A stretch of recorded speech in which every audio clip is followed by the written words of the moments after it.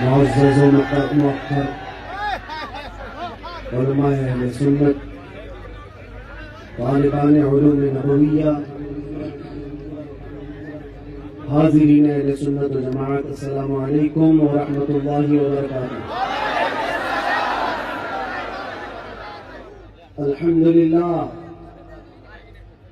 الحنان المنان الذي خلق الإنسان وعلمه البيان، والصلاة والسلام على رسوله سيد الإنس والجان وعلى آله وأصحابه ذوي الخير والإحسان، أما بعد، فأعوذ بالله من الشيطان الرجيم، بسم الله الرحمن الرحيم۔ هو الذي أرسل رسوله بالهدى ودين الحق ليظهره على الدين كله، صدق الله مولانا العظيم۔ بارگاہ رسالت معاذ صلی اللہ علیہ وسلم میں درود پاک کا ہدیہ پیش کریں۔ اللهم صل على سيدنا مولانا محمد معدن الجود والكرم وآلہ وأصحابہ الکرام وابنہ الکریم وبارک وسلم صلاة دائمة سرمدا ابدا۔ پھونکوں سے یہ چراغ بجھایا نہ جائے گا۔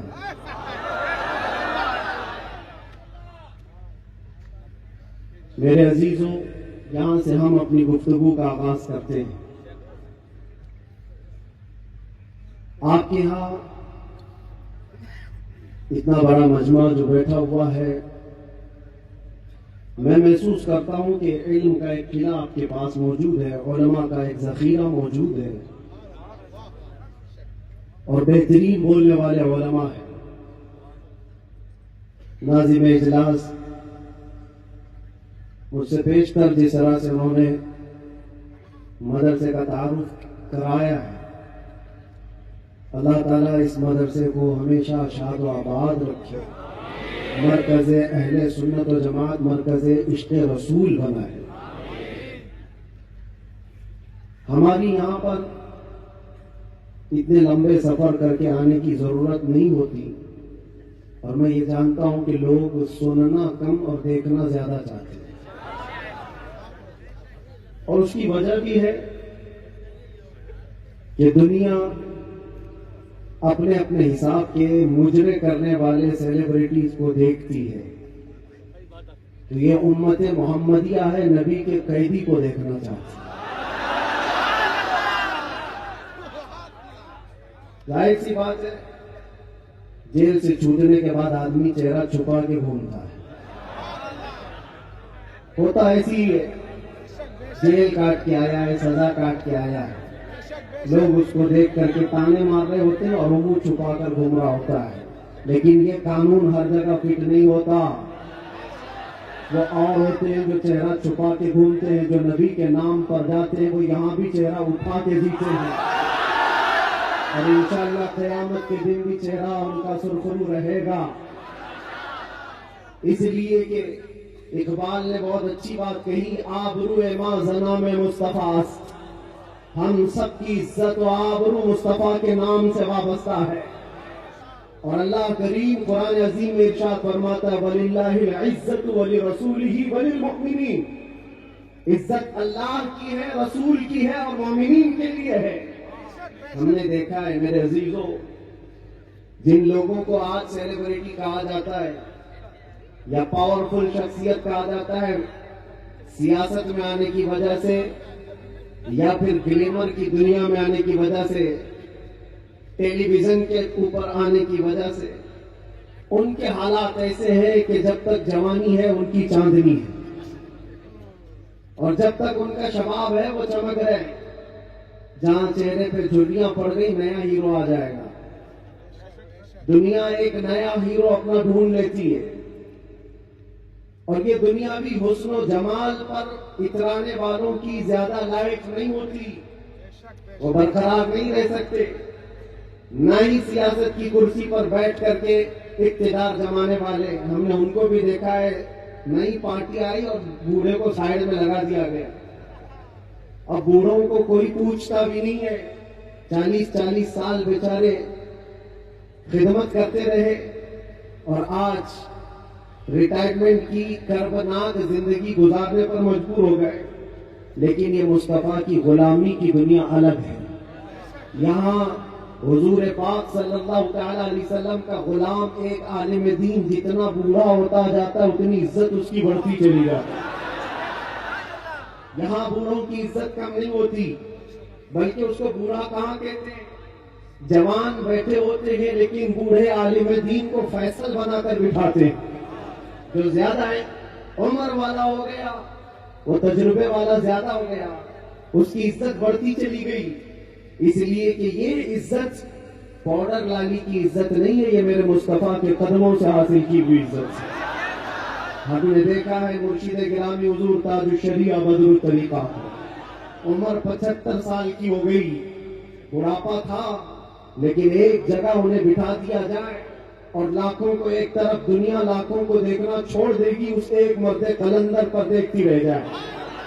کیا یہ حقیقت نہیں؟ ان کو دیکھی ہوئی آنکھیں موجود ہوں گی. وہ حسن و جمال نبی پاک صلی اللہ تعالی علیہ وسلم کی غلامی سے حاصل کیا ہوا حسن و جمال ہے. اسی لیے میرے عزیزوں یاد رکھو, اسی بات پر میں کہتا ہوں, آبرو ما زنام مصطفیٰ, ہم سب کی عزت و آبرو مصطفیٰ کے نام سے ہے. ہرچے دری دنیا باد مصطفیٰ, جو کچھ اس دنیا میں ہمارے پاس ہے وہ نبی کے بعد ہے. جو بھی رشتہ ناتا ہے, جو بھی تعلق ہے, وہ سب حضور پاک کے بعد ہے. نبی سے ہو جو بیگانہ اسے دل سے جدا کر دے, پدر مادر برادر جان و مال ان پر فدا کر دے. یہ ایمان کا تقاضا ہے اور ایمان اسی کا نام ہے. اور اعلیٰ حضرت امام اہل سنت فاضل بریلوی کا فرماتے ہیں, ایمان کسے کہتے ہیں؟ اس کی دو چند مثالیں آپ کے سامنے رکھتا ہوں. اور جب یہ ایمان آ جائے تو میرے عزیزوں, یہ جو آندھیاں چل رہی, یہ جو طوفان آئے ہوئے ہیں, یہ رخ موڑ لیں گے. اس لیے کہ سنا ہے قدسیوں سے میں نے کہ وہ شیر پھر ہوشیار ہوگا. اقبال نے کہا تھا, نکل کر کے صحرا سے جس نے الٹ دیا تھا تخت روما کو, سنا ہے قدسیوں سے میں نے کہ وہ شیر پھر ہوشیار ہوگا. وہ مکہ کے رہنے والے, مدینہ طیبہ کی چٹائیوں پر بیٹھنے والے, ایک کھجور پر پورا دن اکتفا کرنے والے, پیبند لگے کپڑے پہننے والے, وہ رسول پاک کے غلام, لیکن نکلے تھے مکہ سے پیبند لگے کپڑے بغیر چپل کے. اس وقت کی دو سپر پاور طاقتوں کو گھٹنے ٹیکنے پر مجبور کر دیا تھا. تخت روما کو الٹ دیا تھا, رومن ایمپائر اور پرشین ایمپائر, جن کو قیصر اور کسرا کہا جاتا ہے, دونوں کو جھکنے پر مجبور کر دیا تھا. تاریخی یہ سچائیاں بتاتی. کون لوگ تھے وہ؟ خالد بن ولید, سیف اللہ المسلول, 4 لاکھ صلیبیوں کے سامنے مقابلے کے لیے کھڑے تھے. صلیبیوں کے بادشاہ نے کہا تھا کہ یہ عرب کے بدو یا عرب کے دیہاتی لوگ ہم سے لڑنے آئے, جو رومن ایمپائر کے فوجی ہیں, اسلحے سے لیس ہیں, طاقت سے بھرپور ہیں. تو خالد بن ولید نے کیا کہا تھا جانتے ہو؟ آپ نے کہا تھا, رومیو, جس طرح تمہارے فوجی شراب پسند کرتے ہیں, ہم وہ فوج لے کر کے آئے ہیں, تمہاری شراب سے زیادہ ہم شہادت پسند کرتے ہیں. یہ وہ لوگ ہیں جو شہادت کے لیے جیتے. عزیزان گرامی وقار, وہ ایمان کامل جب آ جائے تو پھر یہ طوفان اور یہ آندھیاں اپنا رخ موڑ لیں گی. آج وجہ یہی ہے, ان سے پھرے جہاں پھرا پھرائی کمی وقار, ان کے جو ہم غلام تھے خلق کے پیشوا رہے. حضور پاک صلی اللہ تعالی علیہ وسلم کی غلامی سے جہاں کہیں تم منہ پھیرو گے, تھوڑا سا بھی ہٹو گے, عزت نکال لی جائے گی, عزت ختم کر دی جائے گی. تمہیں جو مرتبہ ملا ہے وہ خیر امت ہونے کا, وہ حضور کی غلامی کی وجہ سے ملا ہے. عمر بن خطاب رضی اللہ تعالیٰ 36 لاکھ اسکوائر کلومیٹر پر حکومت کرتے تھے. تب آپ نے یہ نہیں کہا خطاب کا بیٹا عمر اتنے بڑے خطے پر نگران حکومت کر رہا ہے. بلکہ آپ نے کہا تھا ہمیں آج جو عزت ملی ہے وہ حضور کی غلامی کی وجہ سے ملی. وہ فخر یہ کرتے تھے خالد بن ولید 125 جنگوں میں گئے, ہر جگہ فتح یابی, ہر جگہ فتح. کبھی خالد بن ولید نے یہ نہیں کہا میرے بازوؤں میں وہ طاقت ہے کہ میں ہر پہلوان کو زیر کر دیتا ہوں, جس جنگ میں جاتا ہوں فتح کے جھنڈے گاڑ دیتا ہوں. نہیں, خالد بن ولید کا ایمان تو یہ تھا کہ ان کے سر پر ایک ٹوپی تھی جس میں حضور کے 3 موئے مبارکہ تھے.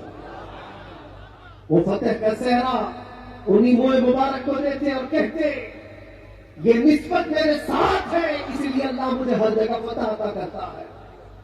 انہیں جو عزتیں ملی تھی دنیا میں, جو اقتدار ملا تھا وہ حضور کی غلامی کی بنیاد پر, اور آج ہمارے پاس جو عزت ہے وہ حضور کی غلامی کی وجہ سے. نبی پاک صلی اللہ تعالی علیہ وسلم کی بات کرتے رہو. ایک جملہ میں اکثر کہا کرتا ہوں, ان کی بات کرو ہر دل پہ راج کرو. ان کی بات کرو ہر دل پہ راج کرو. دیکھنا آپ جو اس مذہب میں اس طریقے پر جتنا بڑھتا جاتا ہے اللہ اس کی عزت میں اضافہ کرتا ہے. تم اگر 70 دروازوں میں بند ہو کر کے بھی بیٹھے رہو, اللہ تمہاری محبت خلق کی دلوں کے اندر ڈالتا. ہم نے ایسے ایسے علاقوں کا سفر کیا جس کا نام میں نے زندگی میں کبھی سنا ہی نہیں. گاؤں ہے, دیہات ہے. راجستھان کے علاقے سے کچھ حضرات آئے تھے, نہایت غریب علاقے کے لوگ, اور مجھ سے بعد رمضان آ کر ایک مفتی صاحب تھے, اس کے نمائندے تھے. انہوں نے کہا ہمارے قافلے میں یا جس جگہ سے میں نمائندہ بن کر کے آیا ہوں وہاں کے لوگوں میں غریب لوگ ہیں. 3 مہینے تک انہوں نے صرف آپ کے لیے روزے رکھے, مطلب اللہ رب العزت کے لیے کہ آپ جب اندر تھے ان روزوں کے ذریعے سے اللہ تبارک تعالیٰ رحم فرمائے. یہ باتیں میں نے ایک جگہ سے نہیں, دنیا کے کتنے خطوں سے سنا. ہر جگہ سے لوگ یہ جو دعاؤں کا سلسلہ رکھے ہوئے تھے, کس نے ان کو دعاؤں کے لیے آمادہ کیا تھا؟ کون ہے یہ ساری خلقت مجھے پہچاننے والی کیسے بن گئی؟ ان کے دلوں کے اندر کون ڈالا کہ 8 مہینے دروازوں کے اندر ایسا بند تھا کہ میرے بچے مجھے نہیں دیکھ سکتے تھے, میرے بھائی بہن مجھے دیکھ نہیں سکتے, مجھے ملاقات کرنے کی بھی اجازت نہیں دی جاتی. جب اتنے دروازوں کے اندر بند رکھا گیا تھا جہاں چڑیا بھی نہ اڑے, لیکن میں نے یہ محسوس کیا لاکھوں دلوں میں اللہ رب العزت نے محبت ڈال رکھی. اس کی وجہ یہ ہے چوری کر کے گیا ہوتا, لوٹ مار کر کے گیا ہوتا تو لوگ یہی کہتے کہ کچرا تھا چلا گیا. حضور پاک کی بات کر کے جائے تو مرنے کے بعد بھی اللہ اس کو دلوں کے اندر زندہ رکھتا. یہ تو قید خانے کے اندر گیا جہاں سے آنے کی امید ہوتی ہے, قبر کے اندر بھی جائے تو اللہ تعالیٰ اس کا نام زندہ رکھتا ہے. اسی لیے میرے عزیزوں ایک نقطے کو سمجھ جاؤ, حضور پاک صلی اللہ تعالی علیہ وسلم کی محبت اور ان کی غلامی یہ اصل ایمان ہے. اور یہ ایمان جس وقت آ جائے بڑے بڑے طوفانوں کا وہ مقابلہ کر سکتا ہے. آج پوری دنیا کے مشاہدے سے یہ پتہ چلتا ہے ہنگامے اتنے ہو چکے, اتنے خطرناک طریقے سے امت کو لرزا دیا گیا ہے, لیکن اس امت کا حال یہ ہے کہ یہ خواب گراں میں, یہ ایک لمبی نیند میں ہے. ہمارے نوجوان, وہ بچے جن کو میں آج بھی نشے کے اڈوں پر دیکھتا ہوں تو دل روتا. جیل کے قیدیوں میں اکثر وہ لوگ تھے جو نشہ کرتے تھے یا بیچتے تھے, پکڑے گئے اور اندر آ گئے. نام کتنے اچھے ہیں تمہارے اور کام کس طرح کے ہیں. کئی لوگوں نے توبہ کیا لیکن وہ ایک جیل کی بات نہیں, یہاں تقریباً 10 جیلوں میں یہی حال ہے. اے نوجوانوں, یاد رکھو ایک بات, اگر حضور سے محبت کرتے ہو تو ہر جمعرات کو تمہارے اعمال فرشتے حضور کی بارگاہ میں لے جاتے ہیں. ہر جمعرات کو فرشتے تمہارے نام کے ساتھ حضور کی بارگاہ میں پیش کرتے فلاں بن فلاں نے ہفتے بھر یہ کام کیے. حضور پاک صلی اللہ علیہ وسلم فرماتے میں اپنے ہر امتی کو اس کے باپ کے نام سے پہچانتا ہوں. ہر امتی کو پہچانتا ہوں. جب اس کے برے اعمال مجھ تک پہنچائے جاتے ہیں تو مجھے غم ہوتا ہے. میں استغفار کرتا ہوں اللہ کی بارگاہ میں. اور جب اچھے اعمال پیش کیے جاتے ہیں تو اللہ کی بارگاہ میں شکر بجا لاتا ہوں. تھوڑا اپنی زندگی کے اوپر نظر ڈال کر دیکھو کتنے ہفتے ایسے گزر گئے ہوں گے کہ جب ہمارے برے اعمال حضور کی بارگاہ میں پیش کیے جا رہے ہیں.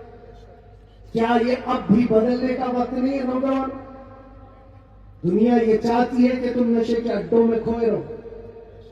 کچھ علاقوں میں ایسے بھی میں نے دیکھے ہیں جہاں بڑے بڑے لوگوں کا انہیں سپورٹ ہے کہ کرو تم نشہ، بیچو تم نشہ، تمہاری نسلیں برباد ہو جائیں، تمہارا علاقہ برباد ہو جائے.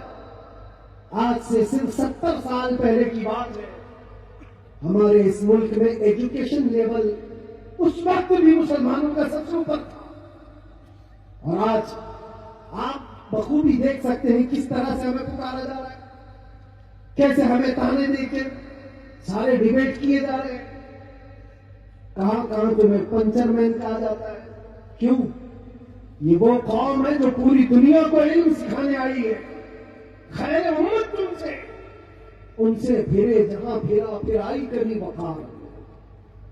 آپ کو ایک بات میں بتاؤں، یہ رونا کب تک روتے رہو گے؟ یہ ہماری جائیدادیں لوٹ رہے ہیں، یہ ہمارے وقت کی املاک کو ہڑپ کرنے جا رہے ہیں. دین پر، قرآن پر، اسلام پر، حضور کی ذات پر، ہر چیز پر نشانے اور ہر چیز پر انگلیاں اٹھائی جا رہی. تم کب تک احتجاج کرتے رہو گے؟ کب تک سڑکوں پر آؤ گے؟ کب تک اپنی آوازیں اٹھا کر کے پوچھتے رہو گے؟ کیا تمہارا کام صرف اتنا ہی رہ گیا؟ ایک بات یاد رکھو، جو ڈاکو ہوتا ہے اس کا کام ہی ہے لوٹنا. آج وہ کیا لوٹ رہے ہیں، کس پر ڈاکہ ڈال رہے ہیں، میں اس کی بات نہیں کرتا. مجھے رہزنوں سے غرض نہیں، تیری رہبری کا سوال ہے. تم امت مصطفیٰ ہو، تم کن کاموں میں مصروف ہو یہ دیکھنے کی بات. مجال نہیں ہوتی میرے عزیزوں. مسجد، مدرسہ، مزارات اولیاء، حضور کی ذات، قرآن اور اللہ کی ذات یہ بہت بلند ہے. صرف تمہاری داڑھی کی طرف بھی انگلی اٹھانے کی کسی کی ہمت نہ ہوتی اگر تم سچے غلام ہوتے، کیونکہ یہ اللہ کا وعدہ ہے. وَلَا تَهِنُوا وَلَا تَحْزَنُوا وَأَنْتُمُ الْأَعْلَوْنَ إِن كُنتُم مُؤْمِنِينَ. تم گھبراؤ مت، پریشان مت ہو، تم سب سے زیادہ بلند رہو گے اگر تم سچے ایمان والے ہو. اور ایمان کسے کہتے ہیں؟ ایمان کسے کہتے ہیں؟ لا يؤمن احدكم حتى اكون احب اليه من والده وولده والناس اجمعين. یہ میرے آقا صلی اللہ علیہ وسلم فرماتے ہیں تم میں سے اس وقت تک کوئی پورا مومن نہیں ہو سکتا جب تک کہ ساری دنیا تمہارے مال، اولاد، ماں باپ سب سے زیادہ مجھ سے محبت نہ کرے. اور ابھی میں سوال کرتا ہوں، سارے ہاتھ بھی اٹھا دیں گے، بہت سارے کھڑے بھی ہو جائیں گے، جوش میں بھی آ جائیں. صرف اگر میں اتنا پوچھوں، کیا آپ اپنے نبی پاک صلی اللہ علیہ وسلم سے اپنی جان سے زیادہ محبت کرتے ہیں؟ میں ہاتھ اٹھانے نہیں کہہ رہا، سب تو کہتے. یہ سوال ایسا ہے، حضرت ابوبکر شبلی کہتے اسی سوال سے میں ڈرتا ہوں ہمیشہ کہ اگر کوئی پوچھ لے مجھ سے کیا تو حضور پاک صلی اللہ علیہ وسلم سے اپنی جان سے زیادہ محبت کرتا ہے، اس سوال سے تو میں ڈرتا ہوں. پوچھا گا کیوں؟ ہاں، اس سوال کے جواب میں اگر نہ کہہ دیا تو ایمان ہی چلا گیا، وہ آدمی کا ایمان ہی ختم ہو گیا. اور اگر ہاں کہتا ہوں تو میرے اعمال مجھ کو کوستے ہیں. کہاں تو جان سے زیادہ محبت کی بات کر رہا اور کہاں تیرے عمل؟ جس سے محبت کی جاتی ہے تقاضا یہ ہے اپنا ہر عمل اپنے محبوب کے عمل کے مطابق ہونا چاہیے. اور حضور اکرم صلی اللہ علیہ وسلم نے یہ بھی فرمایا لا يؤمن احدكم حتى يكون هواه تبعا لما جئت به. تم میں سے اس وقت تک کوئی مکمل مومن نہیں ہو سکتا جب تک وہ اپنی خواہشات کو میری مرضی کے مطابق نہ بنا. تمہاری اپنی خواہشات جو تم کہتے ہو نا یہ ہماری لائف ہے, ہمیں انجوائے کرنے دو, ہماری لائف ہے ہمیں جینے دو. کسی جوان کو پکڑ کر کے کہو مولانا صاحب ابھی تو ہماری 20-25 سال کی عمر ہے, جینے دو, عیش کرنے دو. اے نوجوان تجھے پتا ہی نہیں یہ تیری زندگی نہیں ہے, یہ تیری لائف نہیں ہے. زندگی یہ نہیں کسی کی کسی کے لیے, زندگی ہے نبی کی. نہ سمجھ مرتے ہیں زندگی کے لیے, جینا مرنا ہے سب کچھ نبی کے لیے. ہماری اپنی زندگی کا جو ملی ہے زندگی یہ حضور کے لیے ملی ہے, یہ امانت ہے. ابھی آپ نہیں سن رہے تھے امام اہل سنت فاضل بریلوی نے کیا فرمایا؟ جب بندہ اس مقام کو پہنچ جاتا ہے کہ اپنا سب کچھ حضور کے لیے قربان کرتا ہے اور پورا مومن بنتا ہے, تب جا کر کے وہ کہتا ہے یا رسول اللہ دہن میں زبان تمہارے لیے, بدن میں ہے جان تمہارے لیے. ہم آئے یہاں اور اٹھے بھی وہاں. یہ کب کہتا ہے بندہ؟ جب اس کا ایمان مکمل ہو جائے. میرا اپنا کچھ نہیں ہے, جو کچھ ہے وہ حضور کا. دہن میں زبان تمہارے لیے, بدن میں ہے جان تمہارے لیے. ہم آئے یہاں تمہارے لیے, اٹھے بھی وہاں تمہارے لیے. یہ صحابہ کا مسلک تھا میرے عزیز. انہوں نے اپنے سارے رشتے حضور پاک کی مرضی پر لا کر ختم کر دیے تھے. سارے رشتے اگر حضور سے جدا ہے تو ان کا کوئی رشتہ نہیں تھا, کوئی رشتہ نہیں تھا. آج ہمیں اس ایمان کو زندہ کرنا ہے. یہ عہد کر کے جاؤ, بڑے بڑے نعرے لگا کر, بڑے بڑے جلسے کر کے, جلوس کر کے, یا سڑکوں پر آ کر کے اگر تم یہ سوچتے ہو شکتی پردرشن سے بہت کچھ ہو جائے گا, دنیا جھکتی نہیں ہے. انسانوں کے ریلے سے نہیں ڈرایا جا سکتا. ہم نے دیکھا ہے انسانوں کے ریلے سے دنیا نہیں ڈرتی. پاؤں سے معذور لنگڑا بھی ہو لیکن اگر ویل چیئر پر بیٹھ کر لبیک پکارے پورا دنیا پھیلنے لگتا ہے.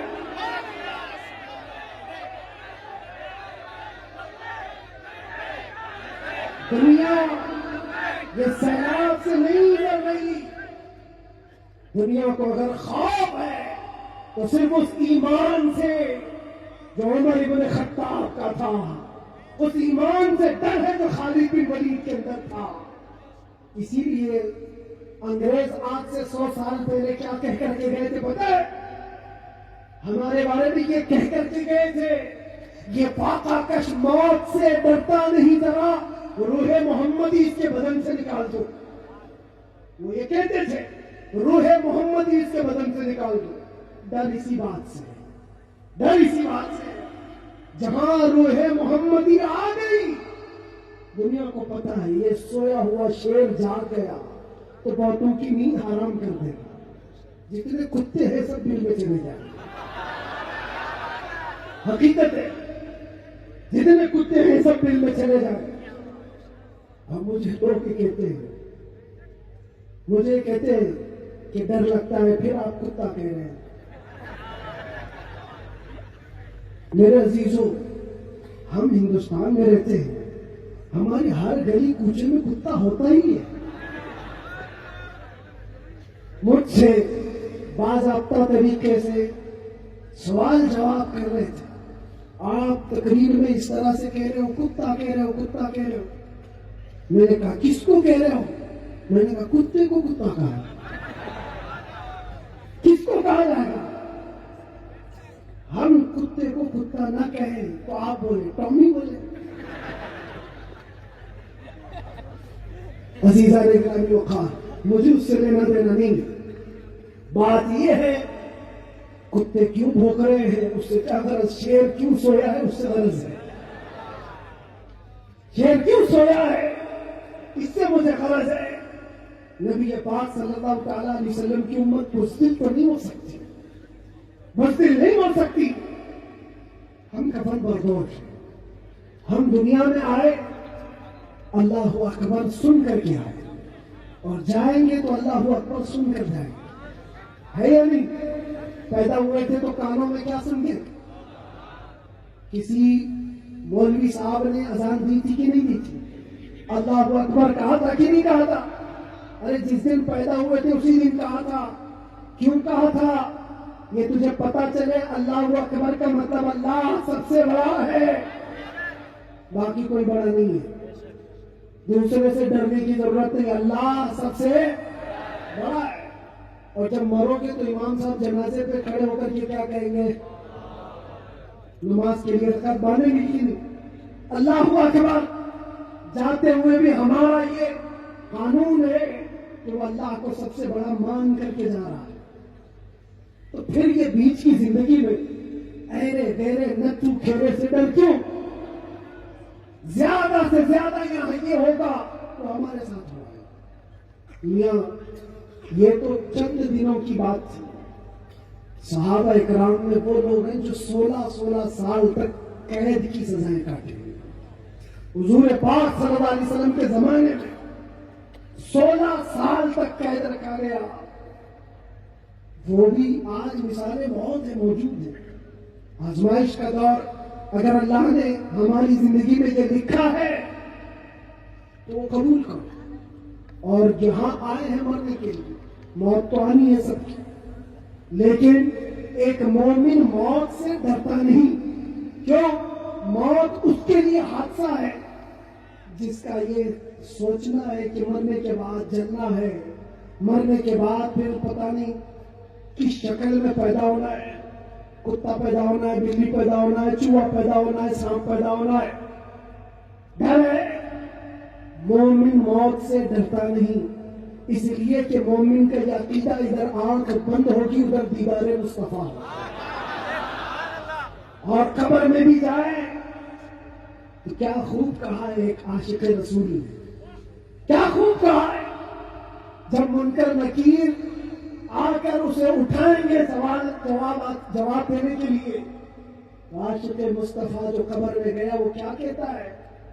اب تو پائے ناز سے فرشتوں کیوں اٹھوں، ارے مر کے پہنچا ہوں یہاں اس دل ربا کے واسطے۔ جس کے لیے مرا تھا وہ بھی تو وہاں ہوں گے۔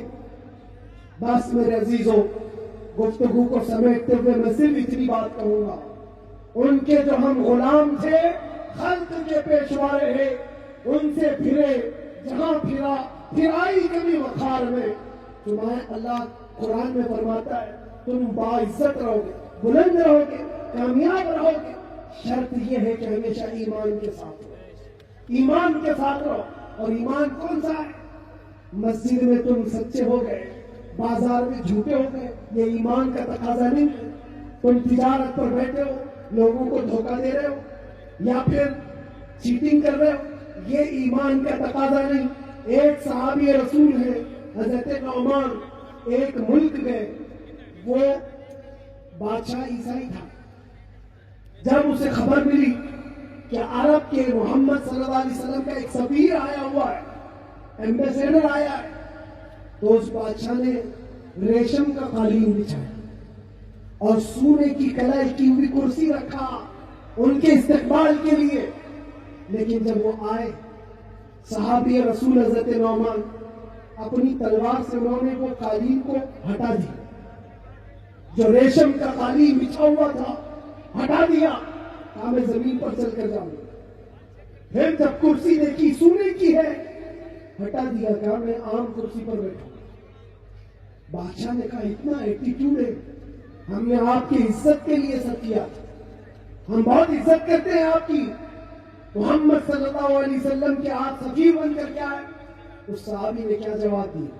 کہا میں جس نبی کا ماننے والا ہوں اس نبی نے فرمایا مرد کے لیے ریشم کا استعمال حرام ہے، مرد کے لیے سونے کا استعمال حرام ہے، میں حرام چیز کا استعمال نہیں کر سکتا۔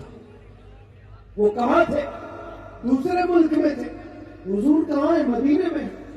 بادشاہ نے کہا آپ تو بہت دور ہیں، وہ نبی کے ملک سے کافی دور ہے، یہاں اگر آپ استعمال کر بھی لیں تو کیا خبر؟ صحابی نے جلال میں کہا میرا ایمان یہ ہے میں جس خطے میں بھی رہوں گا میرے نبی کا غلام بن کر رہوں گا. دھوکہ نہیں دے سکتا اپنے نبی کو کہ یہاں پر حضور کا غلام ہو اور کسی جگہ غلام نہیں ہے. آپ سب کی بھی زندگی ایسی ہو کہ دنیا تمہیں کسی بھی جگہ دیکھے تو پہچان لے کہ حضور کا غلام سچ بولتا ہے, دھوکہ نہیں دیتا, جھوٹ نہیں بولتا. یہ تمہاری خصلتیں ہونی چاہیے, تمہاری عادتیں ہونی چاہیے. آج اگر کوئی یہ پوچھے نشہ کہاں ملتا ہے تو تمہارے محلے کی طرف کوئی اشارہ نہ کرے, کوئی تمہارے محلے کی طرف نہ آئے. سب کی یہ ذمہ داری ہر نوجوان کی. یہ جانتے ہو حضور فرماتے تمہارے تلوے میں کانٹا بھی چبھے تو اس کے درد کا مجھے احساس ہوتا. وہ نبی, اور تم اگر نشہ کر کر کے اپنے آپ کو تباہ کر لو گے, اپنے آپ کو برباد کر لو گے, تو اس رسول کو بھی آپ ٹھیس پہنچا رہے ہو, حضور پاک صلی اللہ تعالی علیہ وسلم کو تکلیف پہنچا رہے ہو.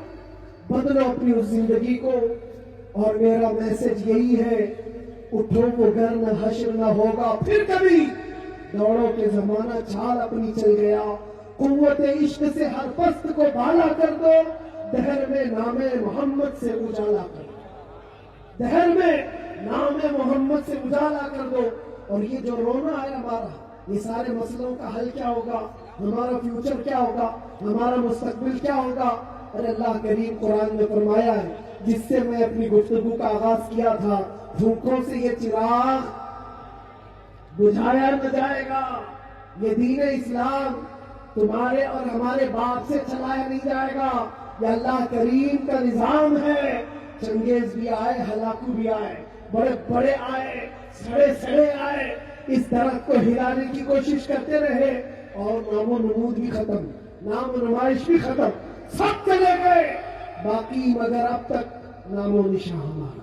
یونان و مصر و روما سب مٹ گئے جہاں سے, باقی مگر ہے اب تک نام و نشان ہمارا. اقبال نے یہ سچ کہا تھا, توحید کی امانت سینوں میں ہے ہمارے, آسان نہیں مٹانا نام و نشان ہمارا.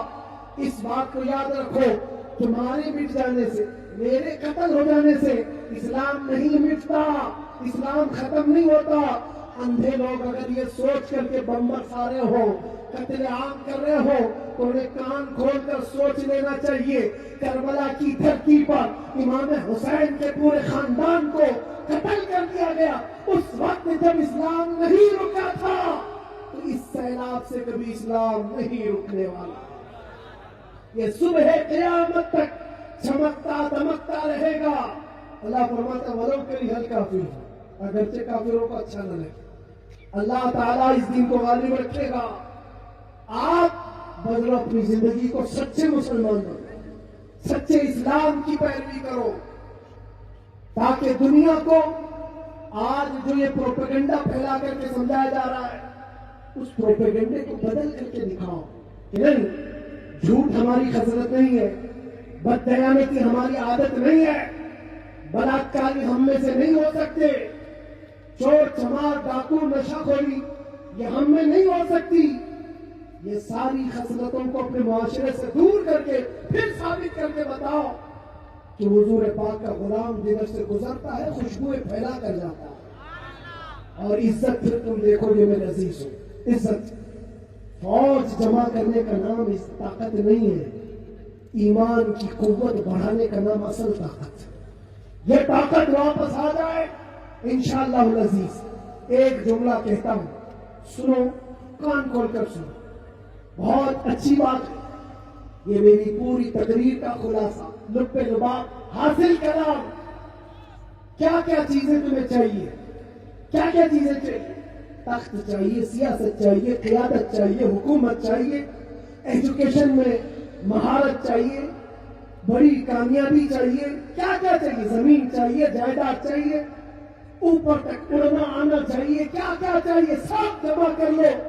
ایک ہی چیز ہے, ایک ہی چیز ہے کہ محمد سے وفا تمہیں, تو ہم لے رہے ہیں کہ یہ جہاں چیز ہے کیا, لاہو قلم تیرے, لاہو قلم تیرے ہیں. اور آج ہم نے محسوس کیا ہے, مجھے کون پہچانتا تھا, میں کس خاندان سے ہوں, یہ میٹر نہیں کرتا میں اپنے باپ کے نام سے، اپنے خاندان کے نام سے یا کوئی سیاسی عہدہ رکھنے کی وجہ سے نہیں پہچانا جاتا، بلکہ اگر پہچانا جاتا ہوں تو صرف اس بنیاد پر جب تک بکے نہ تھے تو کوئی پوچھتا نہ تھا یا رسول اللہ تم نے خرید کر ہمیں انمول کر دیا، لبیک یا رسول اللہ